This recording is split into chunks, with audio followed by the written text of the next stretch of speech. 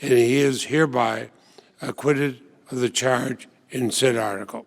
Impeachment managers won the argument, but they lost the war. Saturday's 57-43 decision in the Senate was 10 votes short of convicting former President Donald Trump of inciting the January 6th attack on the U.S. Capitol.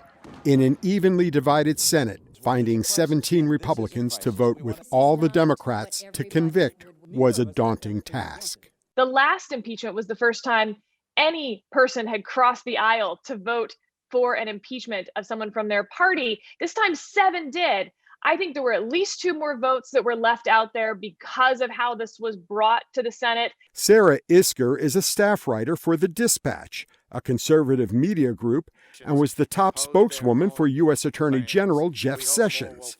She says the Democrats may have drawn more votes with a bipartisan approach. I think the House managers could have strengthened their case by involving Republicans, both in the drafting of the article of impeachment, which I think Republican involvement would have narrowed that, really just to the dereliction of duty argument. What happens after rioters storm the Capitol on January 6th, and what actions or inactions does the president take on that day, rather than the incitement argument, which is so broad. And what I was particularly impressed by was how they created a long timeline showing weeks of buildup. Heidi Kitroser is a constitutional law professor at the University of Minnesota. She says the Democrats made an effective case.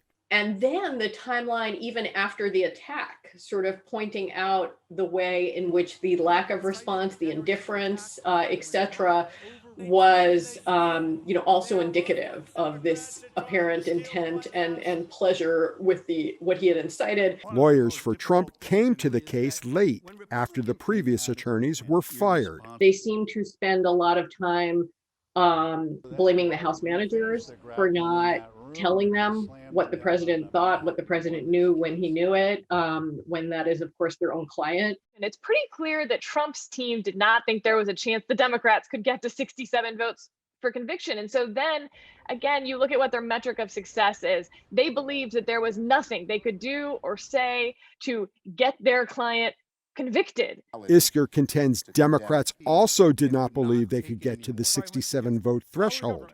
And I think in that case, A, their audience becomes immediately the American public, and B, their metric of success most likely becomes the next election. Time to cue campaign 2022, when elections to fill House and Senate seats next take place. Steve Reddish, VOA News, Washington.